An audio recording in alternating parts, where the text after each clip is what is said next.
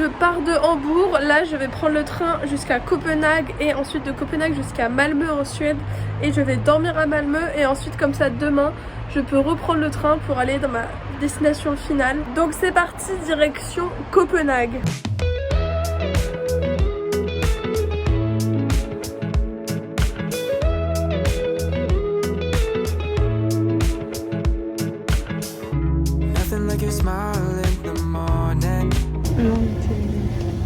Là et on va là-bas. Oh la galère.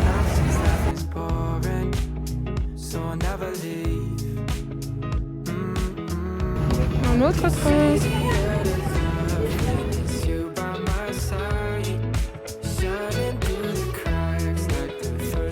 Je m'attendais pas à ce qu'il y ait autant d'eau en fait entre les îles du Danemark. On arrive à Copenhague.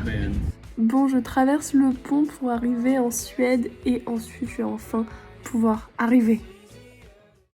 Bon, j'ai passé la nuit à Malmö parce que j'ai de la famille ici et là je repars pour aller encore plus au nord. J'ai trop hâte de voir ce que ça va donner. Je vais juste reprendre le train pour 8 heures. Donc voilà, c'est cool.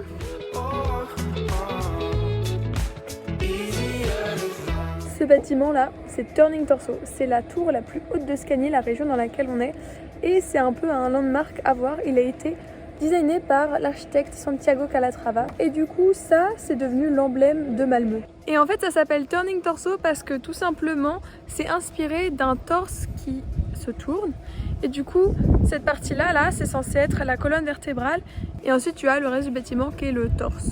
Donc bon, je ne serais pas restée longtemps à Malmö, mais je l'aurais dû.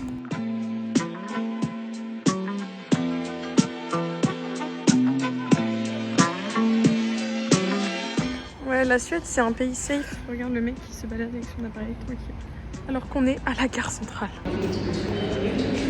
Mon train a été annulé. J'ai pas de train pour aller à Göteborg. Bon, mon train a été annulé. Normalement, d'après la madame de la station, le prochain train qui est dans 1 heure devrait venir. Le problème, c'est que ça me fait rater ma connexion.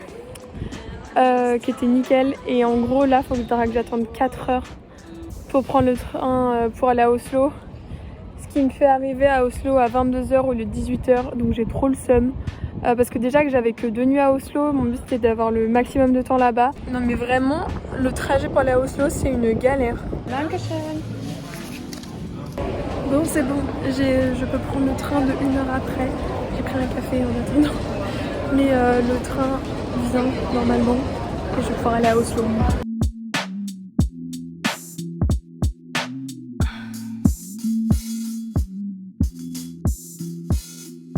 C'est bon, je suis arrivée à Göteborg, mon plaisir.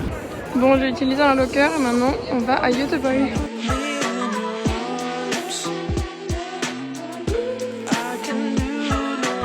La rue commerçante est vraiment super belle.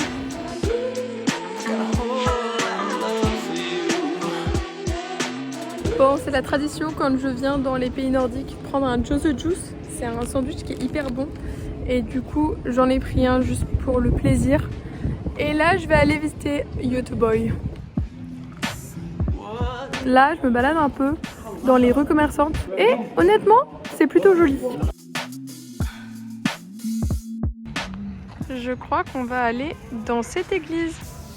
Par contre, MDR, la façade en mode renaissance avec genre comme un temple. Et ça n'a pas trop de sens avec le reste. Je la trouve rigolote architecturalement parlant. Non, vraiment, ces fenêtres renaissance, des fenêtres à tympans comme ça. Avec ensuite la devanture de temple avec des doubles colonnes. Je suis perplexe. En plus, c'est de la brique. Là, on a de la pierre, mais les colonnes sont pas du tout en un seul morceau. Tu vois, ça fait vraiment... ça fait des rondelles, quoi.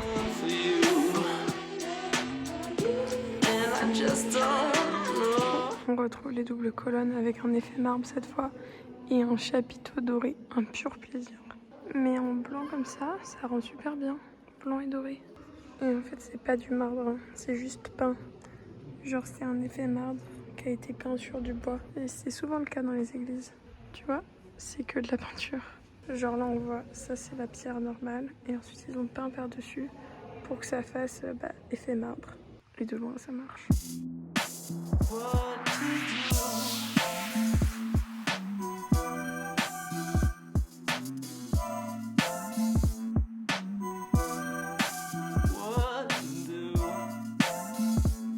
Göteborg, c'est une ville qui s'est développée parce qu'elle a accès à l'eau et du coup on a un grand port, on a beaucoup de bateaux qui passent et des ponts qui se lèvent pour pouvoir laisser passer des paquebots. C'est la deuxième ville de Suède, c'est la deuxième plus grande ville après Stockholm et c'est une ville qui a été fondée il y a très longtemps mais au XVIIe siècle elle a vraiment pris un essor particulier.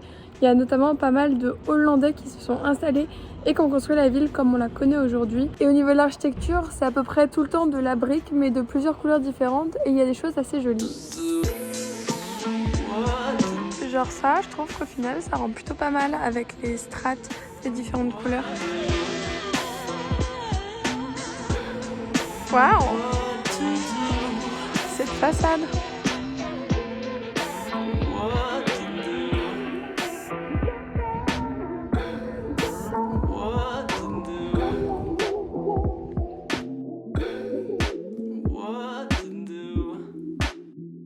Bon, je repars prendre le train. Göteborg, c'était court mais sympathique. Et hop là, je récupère mon sac.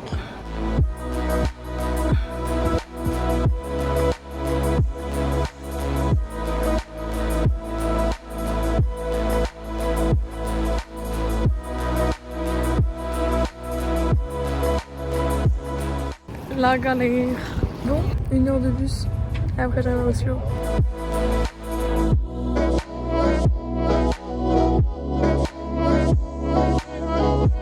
Complicated because there's no international trains. It's so pretty. So it's Oslo Fjord. Yeah, on all of these there is like small islands. Bon, j'ai parlé avec un Danois dans le bus qui m'a donné des tips et je vais à mon auberge. Bon, après 2 jours de trajet depuis Hambourg, je suis enfin arrivée dans ma nouvelle destination et tu vas la découvrir demain dans la vidéo qui sortira demain quand je ferai la visite de cette ville parce que là il est 22h. Je sais me coucher, je suis claquée, mais j'ai hâte que tu vois cette nouvelle ville demain. Et me voilà dans l'auberge de jeunesse la plus chère de tout ce périple. 50 € la nuit, j'espère que ce sera cool. À demain. Je te filme tout mon Interrail, donc je te donne rendez-vous tous les jours jusqu'au 30 septembre pour la suite de mon voyage.